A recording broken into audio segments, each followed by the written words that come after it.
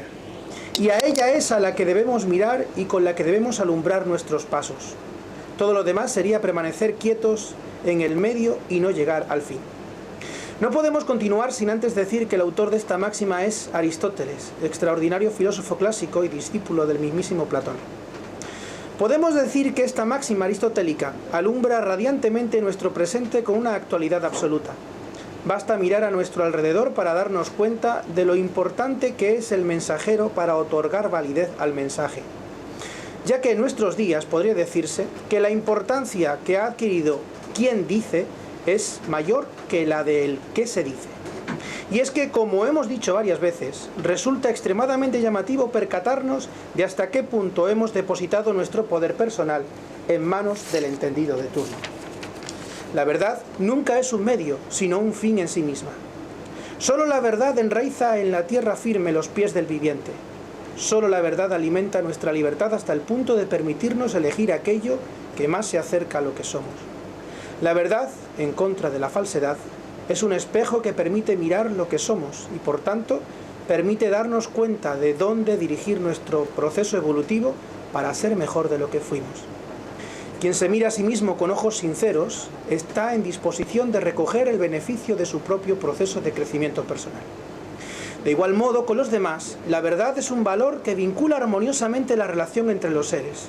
Lo contrario es invocar el nombre de la crispación, dado que es la verdad y no la falsedad la única capaz de hacer que las piezas de las relaciones interpersonales encajen.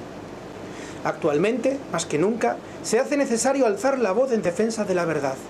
En gran medida, es la falsedad a la que le debemos el estar metidos en este embrollo al que llamamos crisis.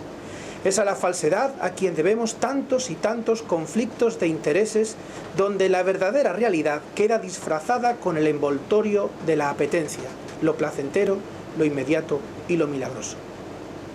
Pues bien, amigos míos son el placer, la riqueza, la fama y el prestigio.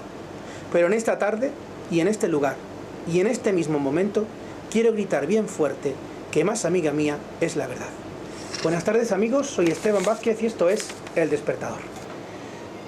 Ciertamente, en la historia de la humanidad, el ser humano ha ido ocupando distintos lugares que han ido en función de la capacidad de control y de dominio que tenía de lo que le rodeaba. Hubo una época en la que el ser humano veneraba a las grandes fieras porque sabía que el poder que éstas tenían sobre él era superior. Vivimos ahora en un tiempo en el que el antropocentrismo no es el antropocentrismo que vivíamos en el Renacimiento, sino un antropocentrismo que nos lleva a creernos poseedores y dominadores de todo cuanto nos rodea. Nos ha llevado quizás a echar a un lado la mirada y no contemplar en su plena belleza, en su plena esencia, aquellos elementos que conviven con nosotros en nuestro planeta. Esto es lo que vamos a reflexionar hoy con nuestros dos invitados, a los cuales voy a darle la bienvenida a continuación. Adrián, buenas tardes. Buenas tardes, Esteban. Ausi, buenas tardes. Buenas tardes. Bueno, es un placer teneros aquí. Sé que este tema es un tema muy controvertido, un tema que da mucho que hablar en las redes sociales. Creo que también... vale, nos están diciendo que te acerques más el micrófono para que se te escuche bien. Eso es. Decía que creo que también, Adrián, tú eres biólogo. Sí. Por lo cual vamos a tener además un mayor conocimiento en esta cuestión que nos ocupa en la tarde de hoy. La primera pregunta la lanzo encima de la mesa y yo quiero que vosotros dos, pues de manera abierta y vamos a decir dinámica, la respondáis. ¿Creéis que realmente los animales están en el lugar que les corresponde en estos momentos, en nuestro mundo? No, rotundamente no. No, para nada, en absoluto. ¿Y en qué justificamos esta respuesta? Pues en que están considerados, por lo pronto están considerados cosas, bienes semovientes. Ni siquiera están considerados seres sensibles y que sienten y padecen igual que nosotros. Ya por ahí es la gran diferencia. Adrián, como biólogo, a mí me gustaría preguntarte algo, y es que yo estoy seguro de que mucha gente puede estar pensando que aquellos que quieren comparar los derechos de una persona con los derechos de un animal pues están pirados, porque realmente el animal no puede llegar a gozar de los mismos derechos que una persona por el hecho de ser un animal. ¿Qué podríamos decirle a este tipo de personas que piensan de ese modo? Que es comprensible por la evolución social que ha tenido nuestra sociedad, para la redundancia, que existan distintos prejuicios hacia los animales, por el cual no somos conscientes de sus capacidades, de su inteligencia, de sus habilidades. Y le respondería brevemente que esto parte de una petición de principio, porque decir que algo, lo que sea, no puede tener derecho por ser lo que sea, pues es un argumento circular, no está argumentando nada. En el siglo XIX y anteriores pues se argumentaba que un negro por ser negro no podía tener derecho, ¿no? Incluso en ese momento no se los consideraba personas legalmente, estaban considerados, como mi compañera Maga ha señalado con respecto a los animales, estaban señalados entonces como bienes muebles y movientes. Y en cambio hoy, una vez que nos hemos despojado de buena parte al menos de los prejuicios racistas a lo largo del mundo, al menos ha habido un avance en ese sentido, pues hoy comprendemos que hay humanos que con independencia de su raza merecen los mismos derechos. Porque si entendemos que un derecho es la protección de un interés y reconocemos que en el caso que nos ocupa los animales también poseen sus propios intereses inalienables porque defienden su vida, su libertad y su integridad, entonces ¿por qué no merecen respeto? ¿Por qué no les reconocemos derechos, ¿no? Como sí lo hemos hecho con otros individuos humanos que por distintas razones han acabado marginados, explotados y esclavizados en nuestra sociedad. Lo que pasa es que todavía quizás tenemos una sociedad, la nuestra, en la que quizás le resulta más fácil entender el hecho de que se condene el que en algunos momentos de nuestra historia haya habido la esclavitud y se haya tratado a otras personas pues como cosas. Esto, por ejemplo, sucedió con las encomiendas de los indios en aquella época del colonialismo, pero no terminamos, yo creo, de entender muy bien que esto se pueda extrapolar también a la situación persona-animal, ¿no? ¿Es esto una cuestión de evolución social? Es decir, ¿tú crees, Ausi, que pasados unos años el ser humano condenará la esclavitud animal como entonces condenó la esclavitud de los negros o de los indios? Yo estoy convencida de que sí, y de hecho por eso a través del veganismo es como se está luchando para conseguirlo, y yo estoy convencida de que sí, que forma parte de la evolución humana, que no va a haber nunca una sociedad igualitaria real si no se incluye a los restos de los animales, además de los humanos. Porque al final la sociedad igualitaria consiste en que el que es más fuerte no solo no oprime ni fuerza al más débil, sino que protege sus derechos. Y eso tiene que incluir al resto de los animales. ¿Qué es lo que nos falta a nosotros en nuestra sociedad para que a día de hoy se siga dando esta situación? ¿Y hacia dónde deberíamos de apuntar? Porque más allá de los discursos, yo entiendo que este cambio que pretendéis vosotros, que además sois activistas políticos, porque habéis creado un partido político con esta ideología, ¿no? ¿Hacia dónde tenemos que apuntar para que verdaderamente se produzca este cambio del que estaba hablando antes con Ausi? Creo que la clave estaría en el activismo educativo. Si hacemos una revisión histórica de cómo fue el avance del movimiento abolicionista de la esclavitud negra allá en el siglo XVII y cuáles fueron algunos de los detonantes, aparte de los meramente económicos ya estudiados, podemos ver que la sociedad evoluciona si existe una educación, una concienciación de una problemática, porque el primer paso para poder combatir un problema es siquiera reconocerlo. Si nos trasladamos de nuevo al caso de la esclavitud negra, no fue hasta prácticamente comienzo del siglo XIX cuando empezaron ya a alzarse voces para condenar la esclavitud. Como tal, ya había habido precedentes históricos, y buena parte de ello en España, con respecto a cuando comenzó el descubrimiento de América, o sea, que ya había habido argumentos en contra de la esclavitud, pero fue a partir del siglo XIX cuando, a través de la difusión de ideas, a partir de la educación de unos pensadores que iban inculcando a las nuevas generaciones en el argumento de, bueno, ¿por qué hacemos esto?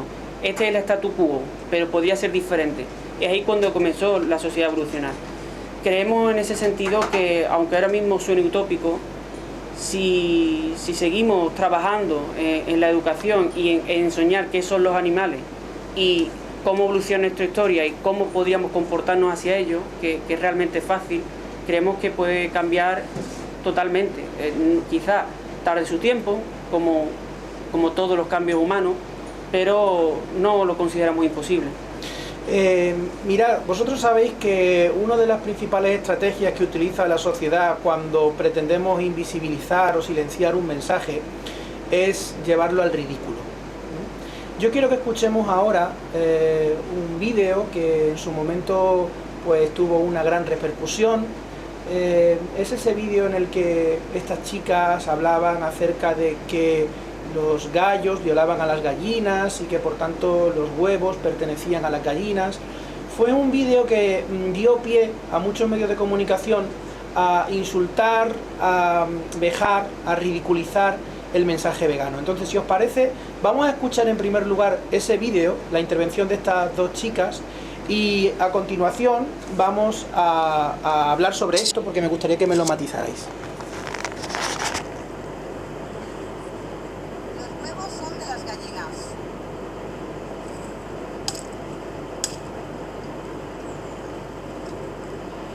Nosotros les devolvemos sus huevos porque son suyos. En este caso, los huevos no están fecundados, porque nosotros tuvimos que separar los gallos porque no queríamos que les violaran, porque fuera su naturaleza. Además, las gallinas, nosotros tenemos solo una ponedora, porque, sabéis, están genéticamente modificadas para poner mucho más de lo que con ellas se les confundimos, solo tenemos una ponedora. Parece ser que es demasiado mayor porque desde que ha llegado no hemos visto. En cambio las otras han empezado a poner al cabo de 2 meses sin estar ahí. Y ahora estamos observando cómo va esto, porque en teoría debería ponerse una temporada. Pero si siguen poniendo durante varios meses, lo que haremos seguramente será implantarlos para que dejen de hacerlo. Buscando la mejor opción para que estén bien y vean una vida tranquila y digna.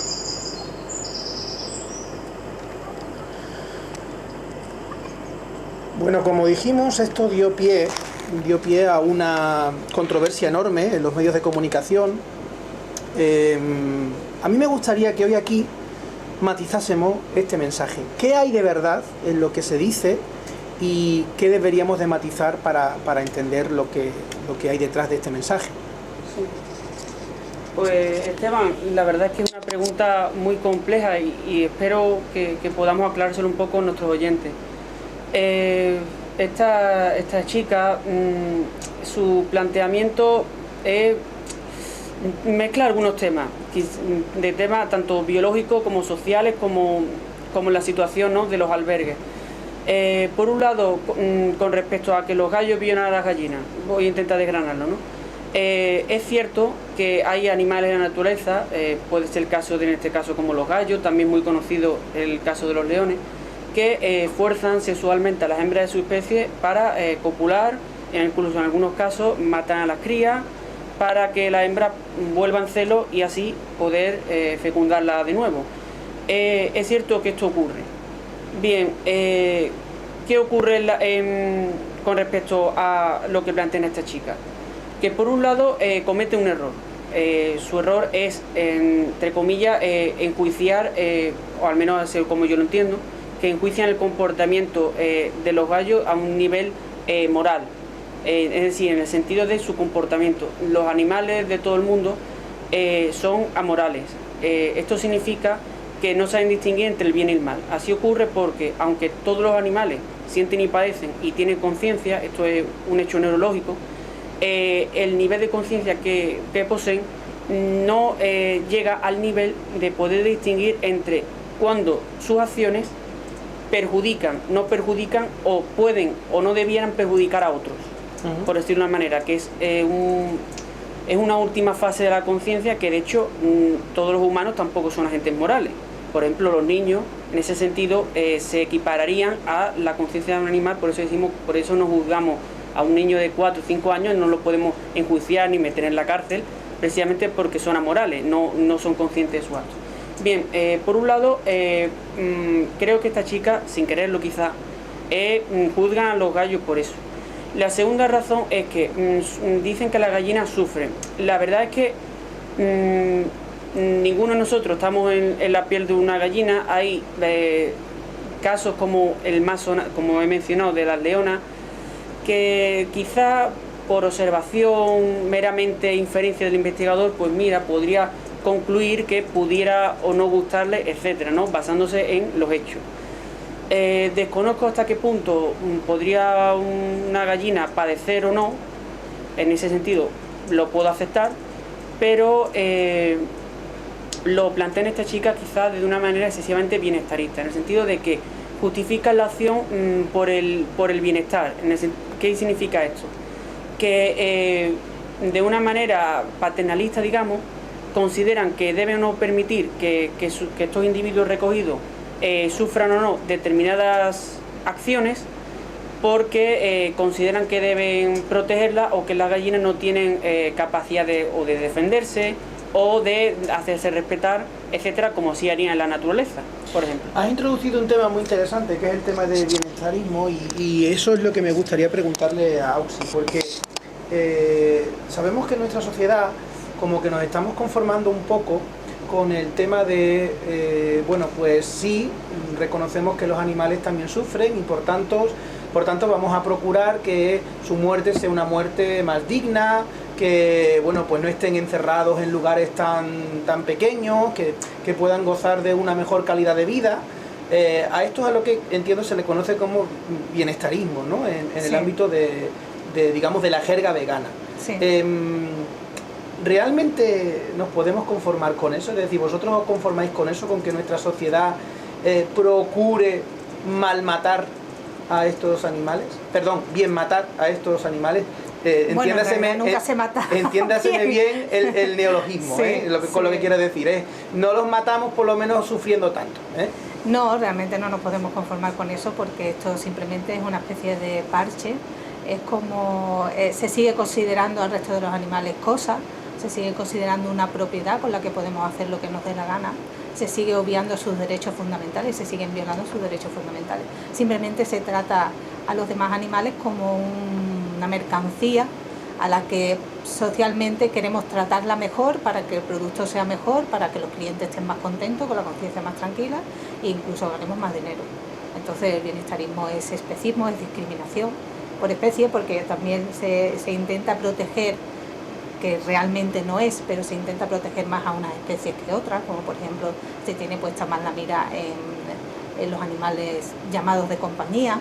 Sin embargo, los llamados de consumo son como considerados inferiores, pero en realidad al final todos están en el mismo saco, en el que se considera cosa y en el que se violan totalmente todos sus derechos fundamentales. Rara es la vez, porque además nosotros tenemos la suerte no solamente de conocernos por estos lares, sino de ser amigos, o por lo menos yo considero tener esa suerte de tenerte como amiga. Yo también. Cuando organizamos alguna comida o algo, rara es la vez, ¿no?, que nos surge el tema este de, pero tú eres vegana, sí. Pero y entonces, y punto suspensivo, ¿no? Sí. Una larga lista de puntos suspensivos. Sí. Yo concienzudamente no he querido empezar esta entrevista hablando de alimentación, porque me parece que es un error, y me parece que no es tener en cuenta toda la dimensión de lo que es ser vegano, si solo nos atenemos a que los veganos no comen nada que venga de los animales. No es una cuestión solamente de alimentación, ¿verdad, Auxi? No lo es. El veganismo es llevar a la práctica un principio ético, un principio que defiende que todos los animales tienen derechos fundamentales, que en su expresión más básica es el derecho a la vida, a la libertad y a la integridad física, psicológica, emocional.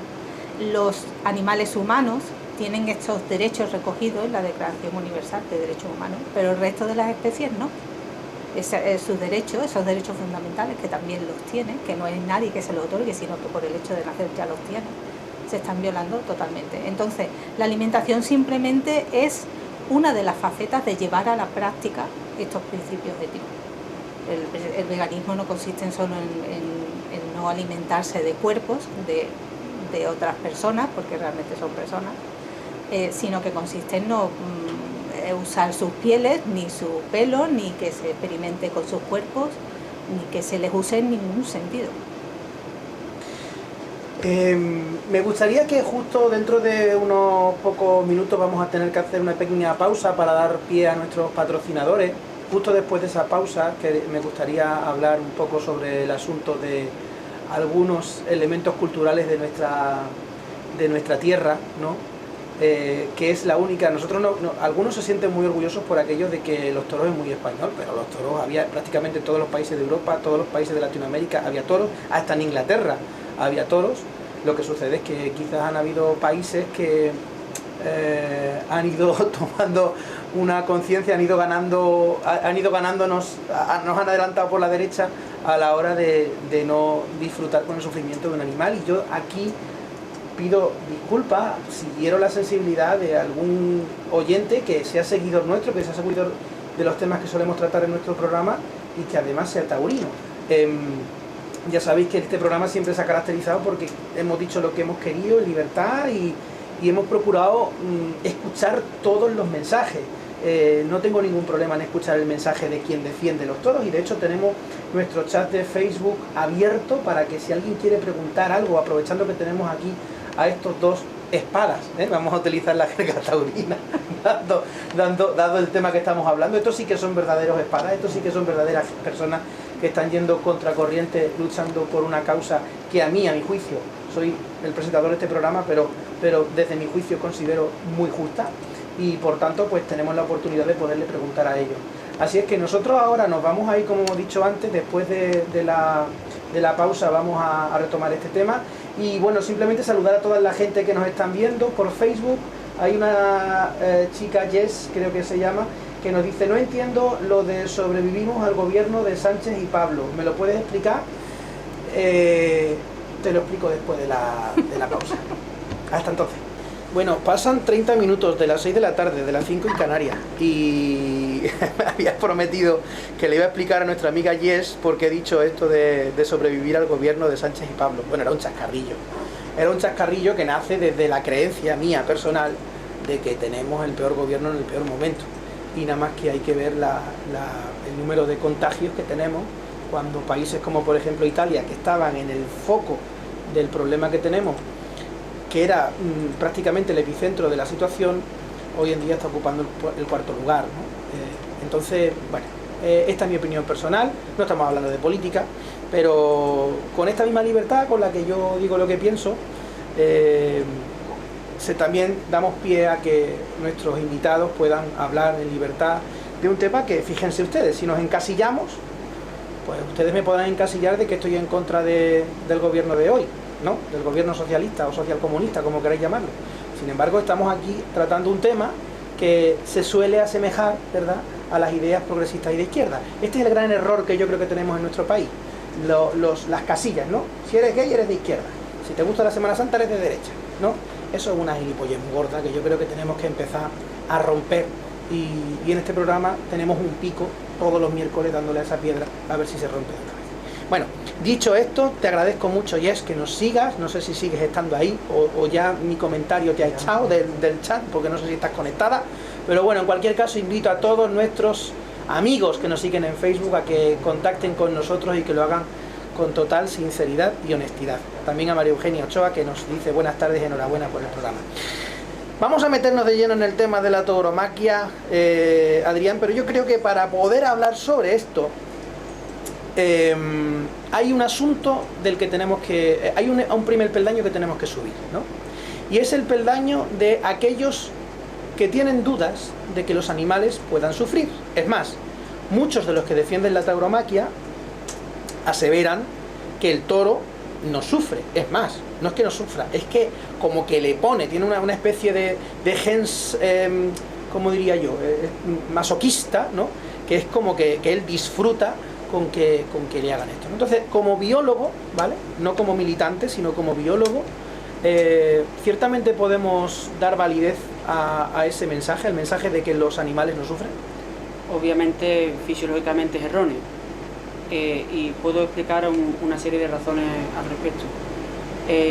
Por un lado, los toros, como grandes mamíferos, tienen exactamente el mismo sistema nervioso que nosotros. Con exactamente el mismo me refiero en cuanto a su estructura básica. Si desgranamos pues diferentes áreas cerebrales, cerebelo, sistema nervioso periférico, tienen los mismos constituyentes. Tanto por observación empírica como por el propio funcionamiento de su cerebro, como del nuestro, como de otros mamíferos al menos, y de otros animales, vemos que reacciona a los estímulos de una manera extremadamente parecida, hasta el punto igual que en circunstancias como lo haríamos nosotros ante el estrés, el miedo, y que por tanto, claro que sufren ante estas circunstancias, porque la capacidad, el dolor es una respuesta a un estímulo, como puede ser la respuesta a cuando vemos algo, oímos algo. Siempre, ¿qué es una imagen en nuestra cabeza? Pues la respuesta a un estímulo, en este caso un estímulo luminoso que nuestros ojos convierten.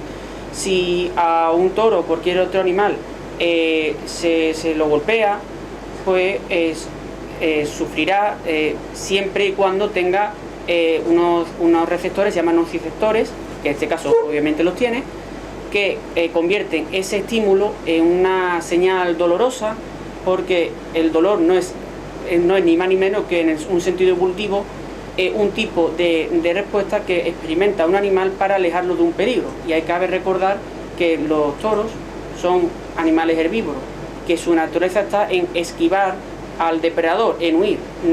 Solamente combaten cuando se sienten encerrados, y la razón por la cual una plaza de toros es redonda es precisamente para que el animal combata, porque si fuese rectangular siempre tendería hacia un extremo. Con lo cual, voy a decirlo yo, porque al fin y al cabo no voy a exponer a mis invitados tampoco a un escarnio, pero como a mí me importa un bledo, pues lo voy a decir yo claramente a los que nos escuchan, y les gusta la tauromaquia y todo esto. Hemos hoy eliminado dos mitos. El primero: la tauromaquia se basa en el sufrimiento de un animal. Y el que sigue a la tauromaquia y defiende la tauromaquia, tenemos que, cada uno es responsable de sus actos, pero tenemos que ser conscientes de que lo que está haciendo es defendiendo una fiesta, un evento que se fundamenta en el sufrimiento de un animal. Y segundo mito que tenemos que eliminar hoy, segundo mito: el toro no es bravo, es un animal herbívoro que lo que hace es huir del depredador. O sea que vamos a quitarnos de ese mito de que es entre el hombre y la bestia, una lucha cuerpo a cuerpo. Yo creo que ya bastantes luchas tenemos en la sociedad, nada más que hay que ver a la mayoría de niñatos que van por ahí en camisetas incendiando las calles. Ya tenemos bastantes luchas, como para ahora encima también declararle la guerra a un animal herbívoro que lo único que quiere es comer hierba. Bueno, estos son dos principios, no os voy a pedir ni que avaléis ni que, porque quiero, pero lo que sí me gustaría preguntarte, Auxi, es que hay mucha gente en ese relativismo cultural, que cuando estudiamos filosofía era un valor precisamente que no ensalzábamos. El relativismo cultural sabíamos que nos llevaba incluso a veces a dar por válido la ablación del clítoris femenino, ¿no?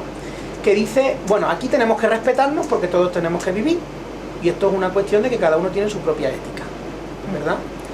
Yo sé que hoy estoy tirando muchas piedras encima del despertador, y es posible que el miércoles que viene no tengamos los mismos seguidores que tenemos este miércoles, pero bueno, por eso había elegido hoy la entradilla de amigo mío es Platón, pero más amiga mía es la verdad, y yo creo que hoy por lo menos estamos hablando de una parte de la verdad.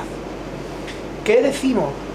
¿Qué respuesta damos? ¿Qué contraargumento utilizamos a ese aquí todos nos tenemos que respetar y eso significa que, bueno, pues que el que le gustan los toros que vaya y al que no le gustan los toros que no vaya, y nos conformamos con eso, ya está? Claro, pero es que los principios éticos no es una cuestión de una opción personal, no es algo que tú eliges. No es como prefiero vivir en el campo que en la ciudad, o me gusta una vida saludable y deportiva a una más sedentaria. Esas son opciones personales, pero cuando lo que está en juego son los principios, los derechos fundamentales de alguien, evidentemente no hay una opción personal, no es algo personal el elegir oprimir a un ser que siente, que padece, que tiene emociones, que lucha por su vida, que quiere vivir, que teme a la muerte. Eso no es una opción personal, eso es violar los derechos de otro. ahí no hay opciones personales. ¿Por qué la mayoría de la gente cree que es una opción personal? Porque seguimos considerando al resto de las especies como cosas, seguimos considerando que son propiedad. Entonces, claro, si tú consideras que es una propiedad, sí está tu libertad personal de tener o no tener, o qué hacer con esa cosa que te pertenece, pero eso es lo que tenemos que romper. Pensar que es una cosa, que no es una propiedad. Otro de los elementos que solemos utilizar como sociedad casi siempre es utilizar una cabeza de turco para que toda la atención se vaya hacia eso y mientras tanto, pues bajo la mesa colamos otras cuestiones. Es cierto que el tema de la tauromaquia a veces se coloca en esa cúspide, parece que cuando la tauromaquia deje de existir ya se van a ir todos nuestros problemas, pero no, hay muchas otras cuestiones que también tenemos que revisar. Y apuntábamos antes fuera de micrófono que perdernos solo en el tema de la tauromaquia nos lleva a no reflexionar acerca, por ejemplo, del tema de la caza. Ya no solamente como podríamos llegar incluso a debatir, a escuchar los argumentos de aquel que bueno, pues que vive del campo y come animales y caza comiendo animales, que ya es muy difícil que nuestra sociedad se dé ese tipo de historia. Pero es que no nos podemos olvidar que a día de hoy la caza sigue siendo un deporte, es decir, sigue habiendo gente que en determinados momentos del año pues se va en los fines de semana de montería por el mero placer de cazar animales. ¿Qué luz podemos aportar a esa situación?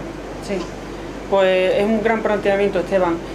Ocurre que en el seno de nuestra sociedad bienestarista, como se ha mencionado antes, la mayor parte de la sociedad solamente se fija en el sufrimiento animal, solamente considera que debemos minimizar el sufrimiento de estos animales. En consecuencia, rechaza aquellas explotaciones que o se basen en el sufrimiento o que sea muy palpable el sufrimiento, como el caso de la tauromaquia.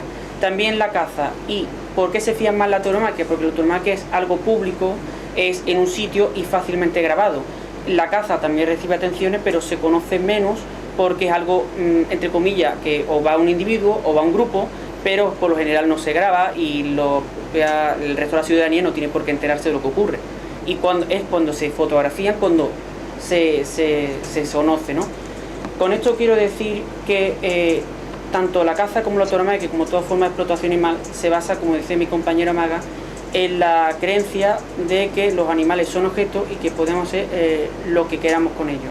El planteamiento animalista por lo general es bastante errado, porque solamente intentan ir a las consecuencias del problema. Obviamente la violencia contra los animales, como puede ser pegarle un tiro a una paloma, un escopetazo a un jabalí, a un ciervo, etcétera, pues la violencia es una consecuencia de que los consideremos simplemente recursos que existen para servirnos. E incluso voy más allá, Adrián, a veces es fruto de la mera ignorancia. Yo recuerdo que cuando pequeño nosotros teníamos el mensaje de que cuando viéramos un sapo teníamos que pisarlo. Primero porque eran venenosos y segundo porque eran encarnaciones del diablo. En mi propia historia personal conocí a una persona muy cercana en mi vida que era amante de los reptiles, que me enseñó realmente cómo comían los sapos, cómo se comportaban los sapos, cómo tú, si coges un sapito y le rascas la barriga, hace un sonidito que es hasta gracioso, que no son venenosos, que no son peligrosos, y eso me ha hecho a mí el que yo vea un sapo, y si es de estos grandes mejor, porque me gusta cogerlos, me gusta observarlos, me gusta, es decir, he perdido ese rechazo, ¿no?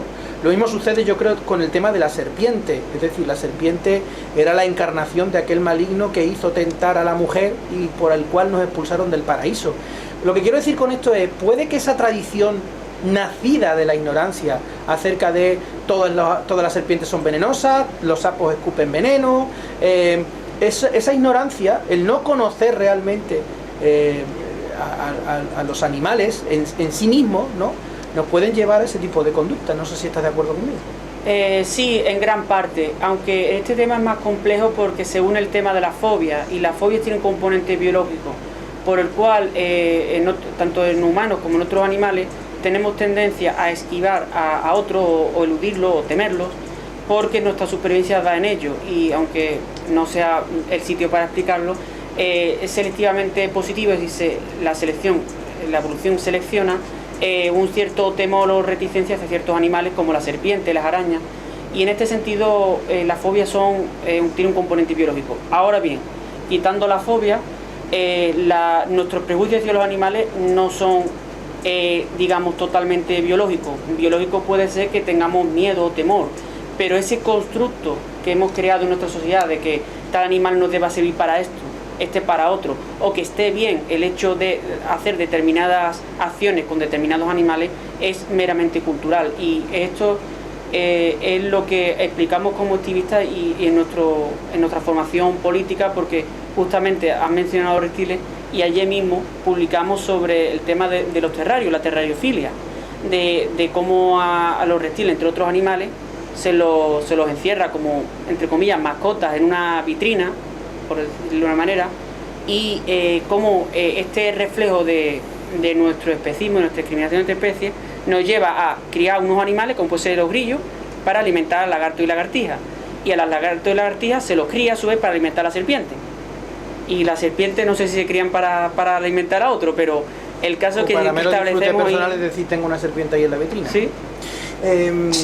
Ausi, esta mañana cuando nos veíamos para, no suelo hacerlo, pero esta mañana nos dimos la oportunidad de preparar un poco el programa de hoy, yo te decía, yo soy consciente del salto cuántico que implica en una sociedad como la nuestra el que empecemos a ver a los animales como individuos, como sujetos de derecho, como lo somos las personas. Yo me conformaría con que la gente en su casa, aquellos que tenemos mascotas en casa, pudiéramos, después de escuchar este programa, mirarlo con otros ojos. Y aquí me quiero abrir a la audiencia.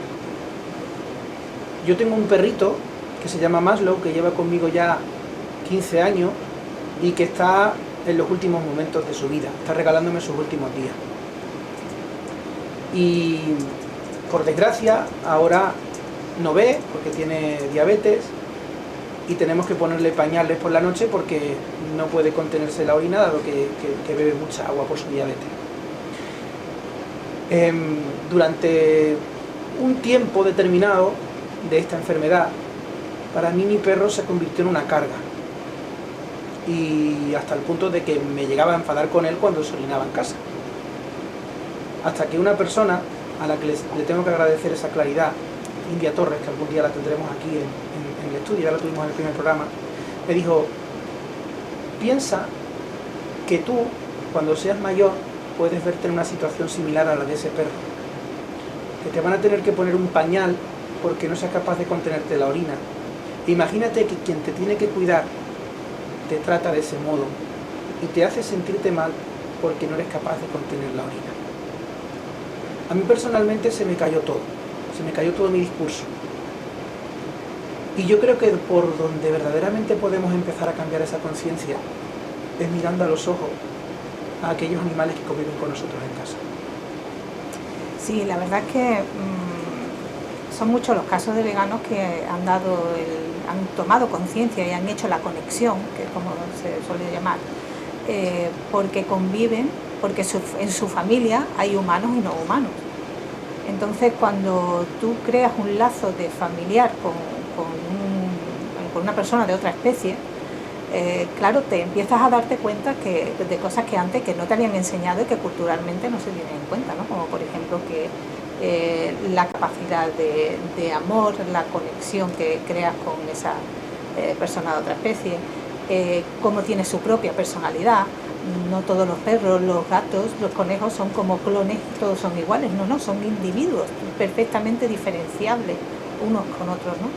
En sus temores, en sus manías, en todo. Entonces eso ayuda a mucha gente a darse cuenta de que si este no humano que vive en mi familia, que es uno más de mi familia, ¿qué diferencia hay entre este y todos los demás? No hay ninguna diferencia. Los que usamos para cualquier cosa, sea comida, sea ropa, sea lo que sea, son exactamente iguales, tienen los mismos derechos a vivir su vida. No existen para servirnos en ningún sentido y existen para vivir su vida como ellos quieran. Bueno, esto lo he hecho con conciencia. Solamente en la recta final del programa, a la cual estamos llegando ya, quiero dedicarle un pequeño espacio al tema de la alimentación, porque decíamos que no quería seguir con esa vinculación del veganismo con el tema de la alimentación. pero hay una gran pregunta que yo creo que le corresponde a Adrián como biólogo, y es que sabemos que en gran medida uno de los elementos que más nos llevan a maltratar a los animales es el tema de la alimentación y el tema del uso de los animales, pero sobre todo el uso me refiero en pieles, etcétera, pero la alimentación podríamos decir que está casi en el centro, ¿no? El que nosotros sigamos alimentándonos de lo que provienen de ellos y de ellos. Como biólogo, ¿verdaderamente el ser humano podría alimentarse de cualquier cosa que no sea animal? Y, o sea, de productos que no vengan de la línea de los animales, sin que eso le suponga un perjuicio a su salud. Sí, los humanos somos omnívoros y eso significa que podemos comer de todo en el sentido amplio de digerir la mayor parte de sustancias con independencia de su origen. Pero no necesitamos comer animales, porque en los animales no se encuentra ningún nutriente exclusivo que no se encuentre en las plantas o nuestros productos, como son los hongos, ¿no? Por ejemplo, si hablamos de setas. Y en los animales no existe ningún nutriente exclusivo. Por tanto, podemos alimentarnos de manera sana, sin explotarlos, sin utilizarlos como comida. Y esto no es algo que yo diga por ser biólogo, aunque no sea nutricionista específicamente, sino que la alimentación vegana ya está reconocida internacionalmente por todas las principales organizaciones mundiales de la salud, tanto la OMS ya se pronunció hace tiempo, como más de 100 organizaciones independientes en diferentes países. En la práctica el veganismo es sana como cualquier dieta, por decirlo de manera, mientras uno sepa lo que hace y sepa variar en los alimentos que come y sepa planificar un poquito, yo la verdad que soy un desastre, pero sepa planificar un poco lo que come. Y quizás para salir un poco más de duda, mencionar que se menciona habitualmente que a los veganos nos faltan proteínas. Los humanos requerimos una pequeña cantidad de proteínas al día y hay productos vegetales como pueden ser los frutos secos, los cereales, que tienen una cantidad enorme con respecto a su peso seco. ¿Y qué es un mito? Existe el mito de la proteína animal cuando todas las proteínas están formadas por aminoácidos. O sea, y todo lo que comemos, nuestro organismo lo digiere y lo rompe, por así decirlo, para fabricar sus propias moléculas. Por tanto, la respuesta sencilla es no necesitamos comer animales, es incluso más sano no hacerlo. Ya no quiero meterme por temas de sanidad y ecologismo, porque no es el tema, pero incluso llega a ser más sano porque en la actualidad a estos animales, para aumentar la producción, le meten todo tipo de sustancias, hormonas, más los tratamientos posteriores, por lo cual uno no solamente se está comiendo innecesariamente el cadáver de un animal, sino todo lo que el ser humano haya estado dándole porque se concentra. Los animales somos seres concentradores. Bueno, en un minuto, Ausi, esta pregunta es tuya. Imagínate que nuestra audiencia, entre nuestros oyentes hoy, hay una persona, o varias, ojalá sean muchas, que reconocen todo lo que hemos hablado aquí hoy, lo dan por bueno, lo sienten,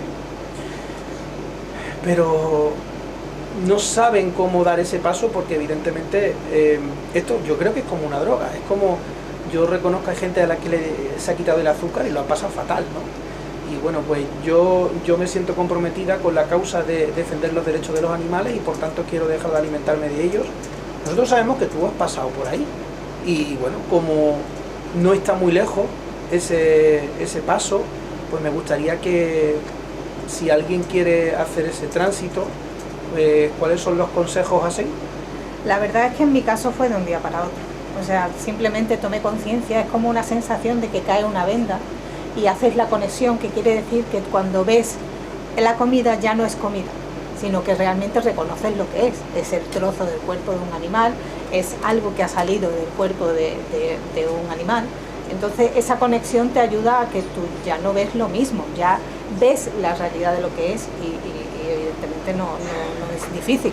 Para mí fue de un día para otro, pero es verdad que hay personas que a veces necesitan un tiempo de transición, que se le llama, que simplemente como que poquito a poco, tampoco te puedes llevar 20 años porque bueno, los animales no están ahí esperando, están siendo mientras esclavizados igualmente, ¿no? En internet hay muchísima información, pero de todas formas yo creo que lo más interesante es informarse en ética, porque es que eso te va a dar una visión global de realmente la base de lo que es. Entonces yo recomendaría que visitaran la página del partido, la página de Facebook del Partido Vegano, o la página web partidovegano.es, donde tenemos muchísima información sobre realmente cuál es el fundamento del veganismo, porque eso te abre lo ideal es que te abra los ojos y tú realmente conectes y te des cuenta de que no tenemos ningún derecho y además ninguna necesidad de usar a ningún animal para ningún uso. Entonces eso te ayuda a dar el paso y a tomar conciencia. Bueno, espero que hayamos podido escuchar este mensaje sin endurecer el corazón.